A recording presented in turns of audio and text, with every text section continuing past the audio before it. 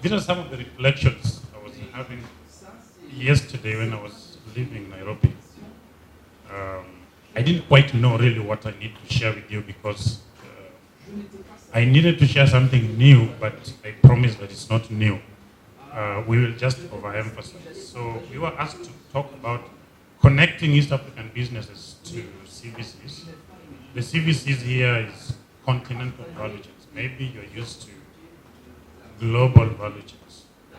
And I have some examples to show how East African countries have been participating in the different global value chains. So that's what I want to share with you. And it's not a very good story, but it has hopes.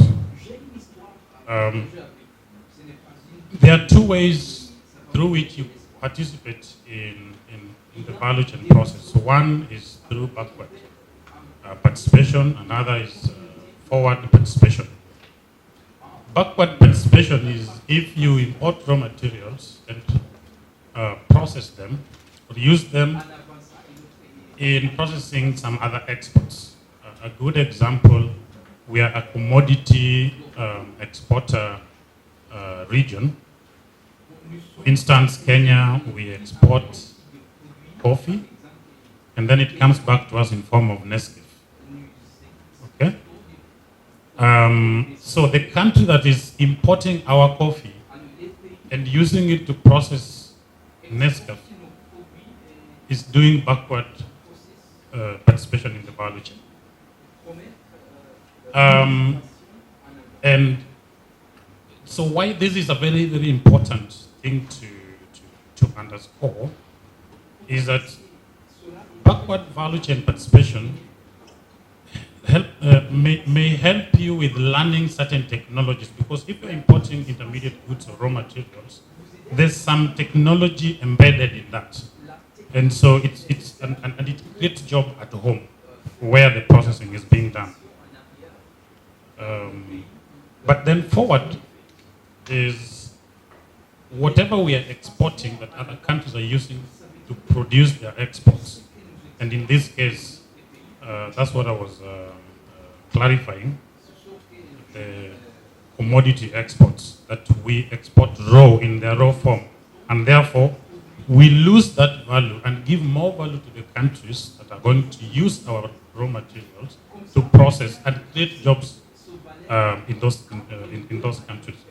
If that were happening in Africa, it would retain those resources within Africa and would retain that value within Africa and create those jobs within Africa. So our participation in the different value chains, the global value chains, hasn't been very, very up to scale. But if I look at in which areas do we play a major role in the global value chains, I see agri-food processing and textiles. Agri-food processing at 35%, textile 16%, and the rest take the other share. So that is 16 plus 35, which is 51% on two areas.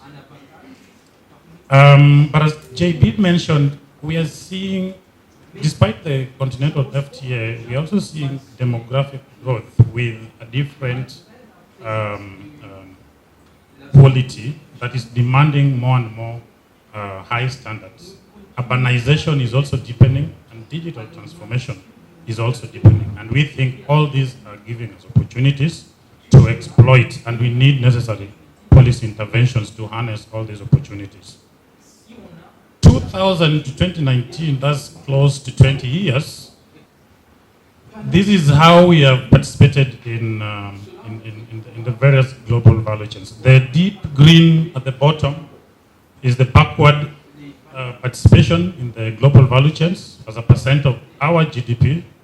Then the light green is forward participation in the GVCs. And if you look at it, our share has not improved from the year 2000. Anyway, our share in participation in global value chains has not improved Go back. Go back. Yeah, there. So you'll see from 2000, the very top there, you are almost at 2.5% of GDP. And later on, in 2010, we saw some upshoot. Of course, 2008 and 2009 were affected by the global financial crisis. But then in 2010, there was a bit of recovery. And after that, there's been a lot of these nationalistic tendencies, countries trying to protect their own raw materials from being exported. There are retaliatory measures. And finally, if you look at 2019, draw a straight line from the top of that to 2000, you'll see that almost touch each other. So our participation in the global value chain has been stagnant, if you think of it, if you look at that. And there are different reasons, of course. Some of our countries are landlocked with small markets individually. Because we've been doing this, I'm still on the, yeah. We've been doing this as countries, not as regions. So if you look at our individual countries, we are mostly landlocked and mostly with small market size and low domestic productivity, high cost of transportation and communication. And on the external side, the 2008 global financial crisis really affected countries and they had to rethink how they use their own raw materials. There are also uncertainties around trade agreements. Remember how long we negotiated economic partnership agreements. Even the WTO since 1995 has not concluded. And so kids born in those years when WTO started, already PhD students or graduates, if you're born in 95, most likely when WTO started, you are probably in your master's, isn't it? Yeah, and the discussions have not been concluded. So there are a lot of uncertainties around trade agreements, even if you look at economic partnership agreements. I don't know how long we are going to take in Africa to conclude the CFTA negotiations. But there are all those, and then again, there's the emergence of labor-saving technologies. Like if you look at Adidas that had moved into China, it went back to Germany because now Germany was able to deploy robots to be in the factories. Labor-saving technologies have also meant that while we may sit pretty and think that that the labor-intensive manufacturing would come to Africa, there are technologies that have made countries that had left those productions to take them back, even textile, right? So there's been a shift, even in terms of comparative advantages because of the technology that we have seen. Now, this is a very complex and yet very straightforward chart. It tells you about how our small businesses could be enabled to participate in different value chains. But the most important thing here is that our SMEs will not be able to participate in any value chain if we don't have anchor industries. Anchor industries are industries of huge scale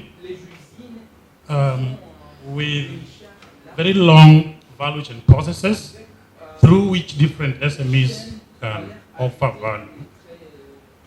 And so these are the industries that I think we need to think about if we're talking about value chains in East Africa and in Africa. Which are some of the sectors where we can support development of anchor industries, and then through those anchor industries, we can then now offer policy support to embed or integrate SMEs on their different value chains. That's the most important thing.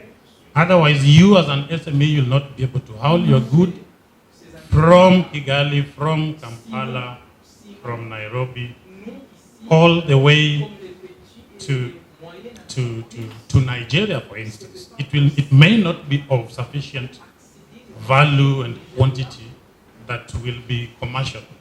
So how do you then participate in the value chains of anchor industry? So we must identify as Africa which are some of these industries or clusters which we can develop and we are competitive in. We can beat the rest of the world and they serve our needs. These perhaps would be in areas like agro-processing, as I'll show you next. Textile, garment, IT, plastics, rubber, and tourism. We are used to tourism as just taking a walk on the beach and sighting nature. That's not tourism. If we have to develop tourism proper, and we have that competitive advantage, then we have to rethink it because it has a very long value chain that different SMEs can offer services and trade within. So that's going to be very, very important. The second important thing is for SMEs to benefit from different policy support measures, they have to formalize. So formalization is a very, very important thing to be able to play in the continental value chains. Formalization and modernization of SMEs. We want to see Bella, if we visit in her industry, that's a modern industry that you can support. And what kind of support does Bella want? Bella wants support from quality standards, quality and standards compliance. How does she comply with that? Bella wants to constantly innovate and produce new products. So supporting innovation and product development.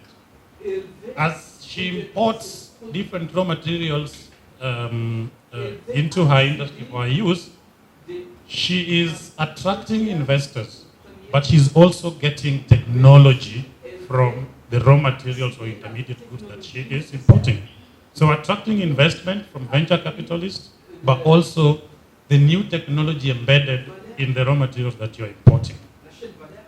Again, Bella wants to sell some of her produce within East African market, within Uganda, before she can even cross to the continental African market. So what kind of policy support do we offer her to reinvigorate consumption of her products domestically? And domestically here, I mean within EAC.